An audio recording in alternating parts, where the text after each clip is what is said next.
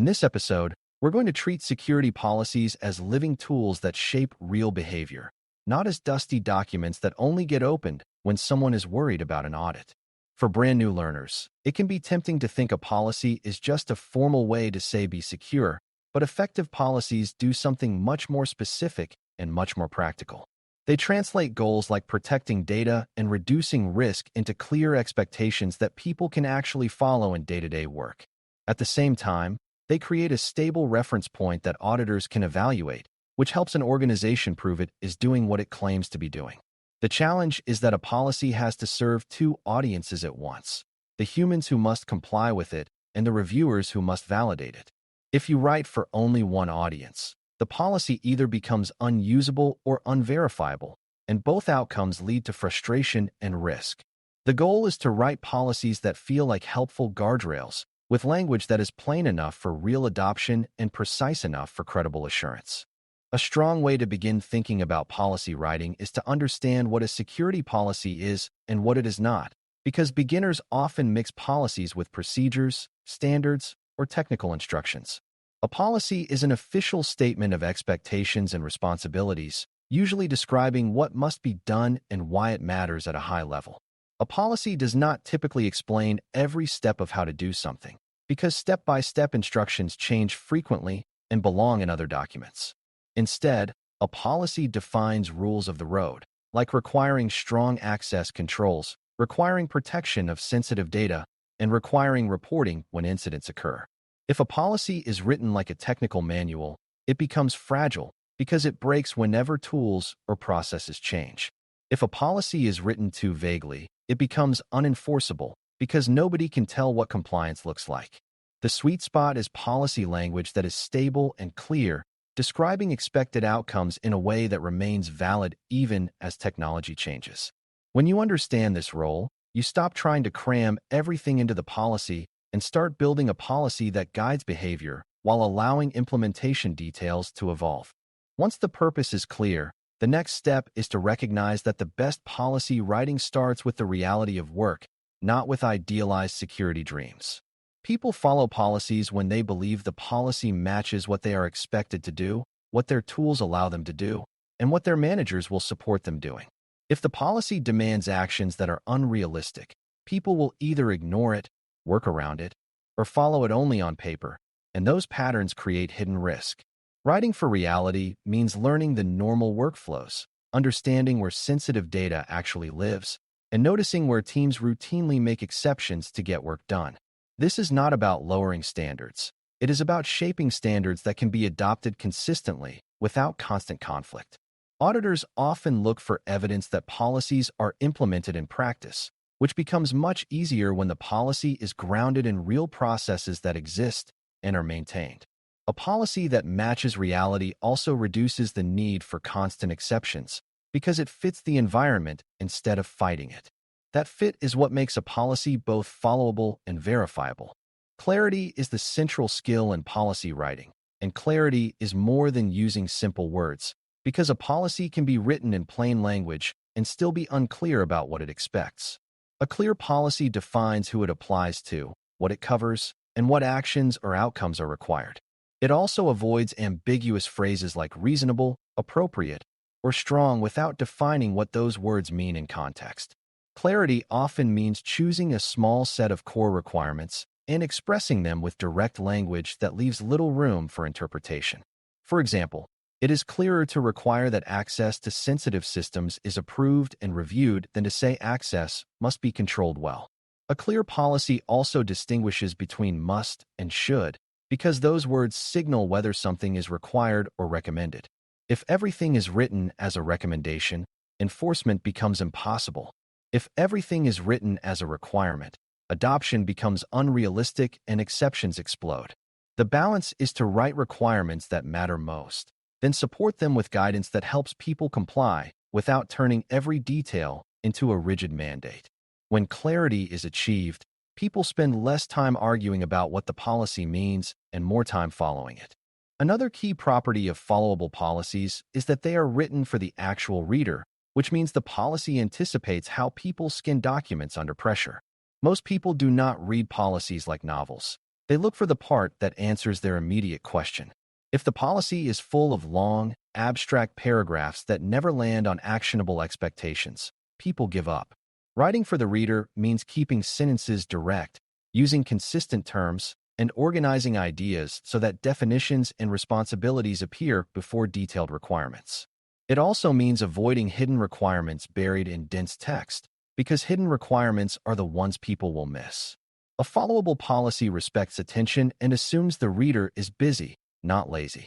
At the same time, a policy cannot be so brief that it becomes meaningless, so the writing must be compact but complete. When the audience can find what applies to them and what they must do, adoption improves, and auditors are more likely to see consistent implementation. The easiest policy to audit is the one that people actually use to make decisions, because usage creates evidence naturally through approvals, logs, and routine checks. Scope and definitions are where many policies either succeed or quietly fail, because without clear boundaries, the policy becomes a catch-all that nobody can interpret consistently.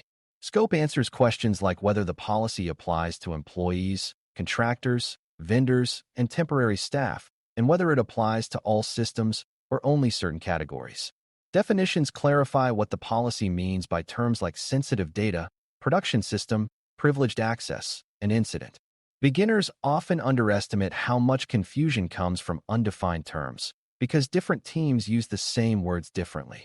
If one team calls a system production when it is customer-facing and another team calls it production only when it holds payment data, policy enforcement becomes inconsistent. Definitions do not need to be academic. They need to be practical and aligned with how the organization operates. When scope and definitions are strong, the policy becomes fairer because similar situations are treated similarly. Auditors also benefit because they can evaluate compliance based on shared language rather than guessing what the organization intended. A policy that defines its boundaries clearly reduces disputes and reduces the risk that critical systems fall outside the policy simply because nobody agreed on labels. A policy that auditors can verify also needs explicit accountability, because auditors typically ask who is responsible for ensuring compliance and how that responsibility is exercised.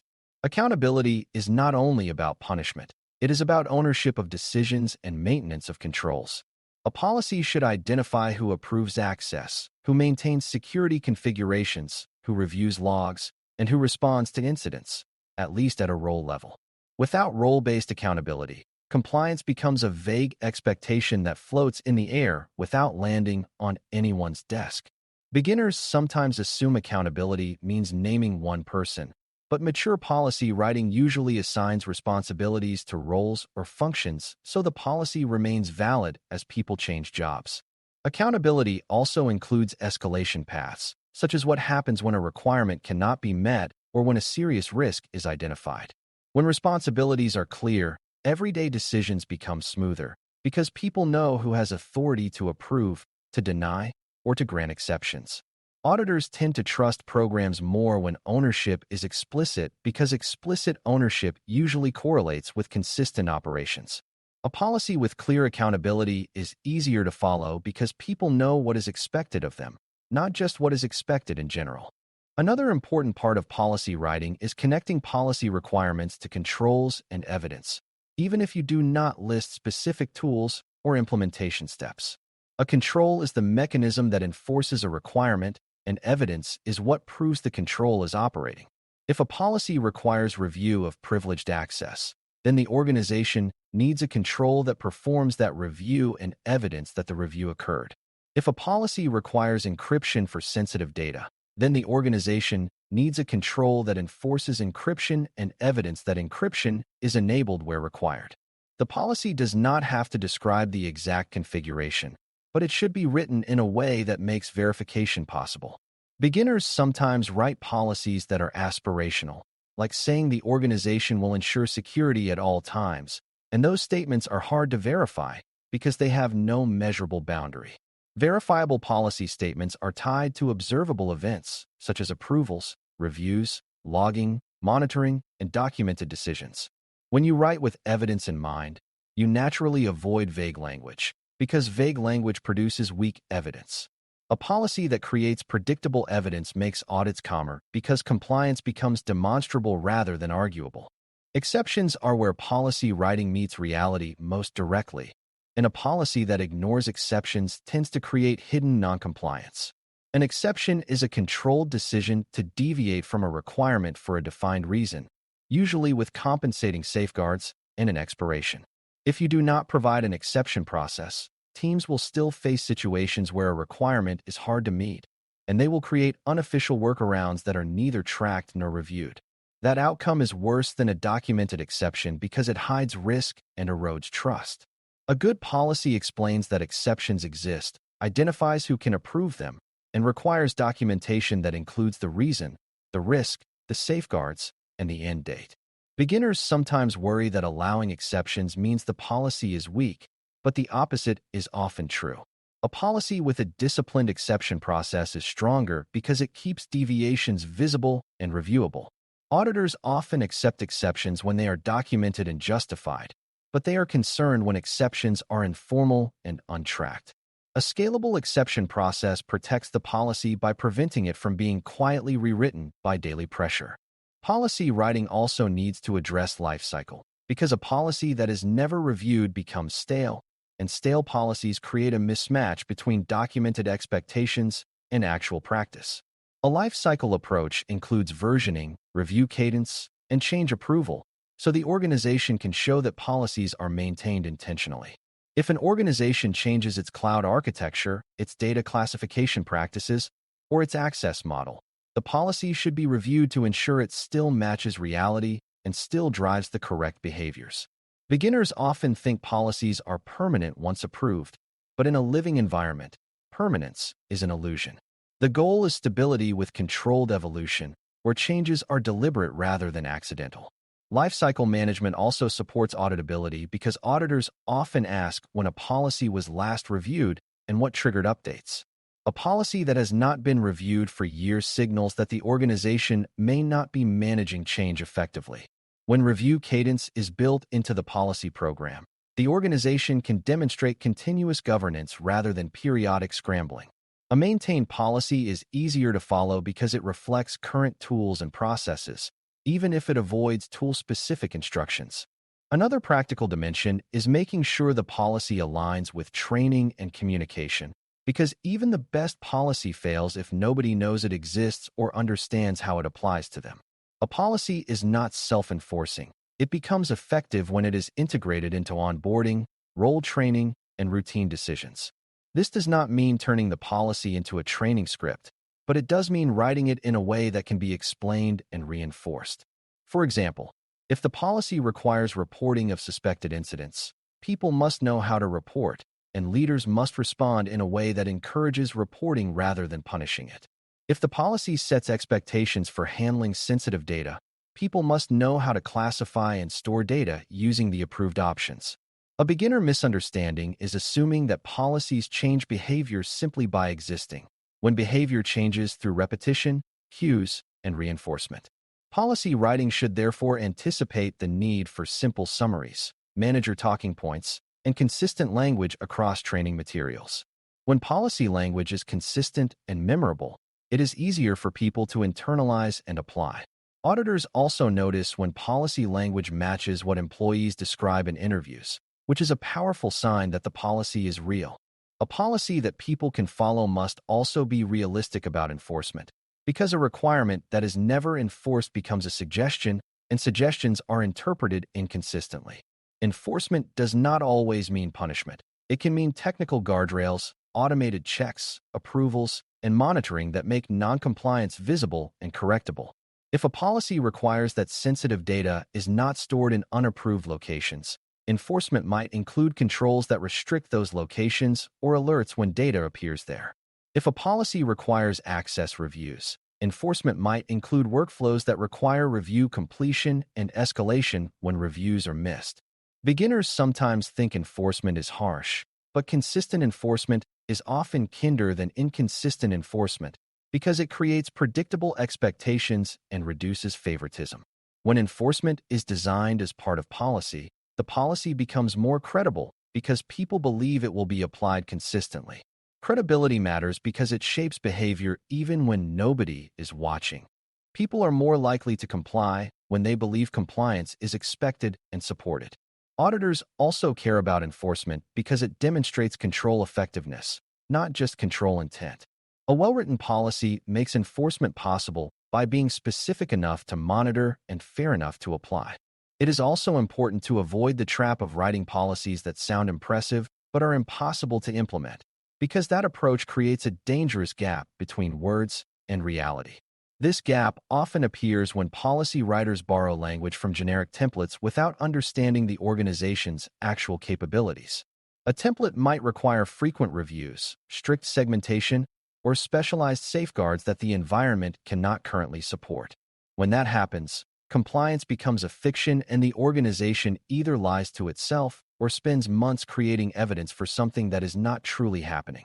A better approach is to write policies that reflect the organization's current baseline, with a plan for improvement that is managed through governance rather than through unrealistic policy claims. Policy writing should still be ambitious in the sense that it sets clear expectations for risk reduction, but ambition must be paired with a path to real adoption. Beginners should understand that auditors often prefer honest, well-governed programs to overpromising documents that cannot be backed up. A policy that matches operational reality creates stronger security because it can be enforced, measured, and improved over time. The goal is not to sound perfect. The goal is to be correct and reliable. When you put all of these elements together, the art of writing policy becomes a balancing act between specificity and flexibility, between human readability and audit verifiability, and between stable expectations and changing technology. Specificity provides clarity and evidence, while flexibility prevents the policy from breaking whenever tools change. Human readability drives adoption, while audit verifiability drives accountability and trust. Stable expectations create consistent behavior, while controlled updates keep the policy aligned with reality. This balancing act is easier when you treat policies as part of a larger governance system rather than as standalone documents. In a good program, policies connect to standards and procedures that evolve more quickly, and they connect to controls and checks that generate evidence continuously. That connection allows the policy to remain stable while still being supported by practical details and operational routines. Beginners should see that policy writing is not a purely writing task. It is a design task that shapes behavior through clear expectations and shapes audits through clear evidence. When the design is thoughtful, policies reduce friction by answering questions before people have to argue about them. As we close, writing security policies that people can follow and auditors can verify requires you to respect both human behavior and assurance needs, because a policy that serves only one side will fail in practice. A followable policy is grounded in real workflows, uses clear language, defines scope and terms, assigns accountability, and includes an exception process that keeps reality visible rather than hidden. A verifiable policy is written with controls and evidence in mind, so requirements can be tested, monitored, and demonstrated without last-minute heroics. Mature policies also have lifecycle management, so they stay aligned with a changing environment, and they connect to training and reinforcement so people understand and apply them consistently. When these pieces are present, a policy becomes a practical tool that guides daily decisions, reduces risk through predictable behavior, and builds confidence through demonstrable evidence. That combination is what turns policy from a compliance artifact into a security outcome, and it is a foundational leadership skill because it makes security expectations understandable, enforceable, and sustainable over time. Thanks for listening. For more audio courses, daily newsletters, and more, please visit DailyCyber.News.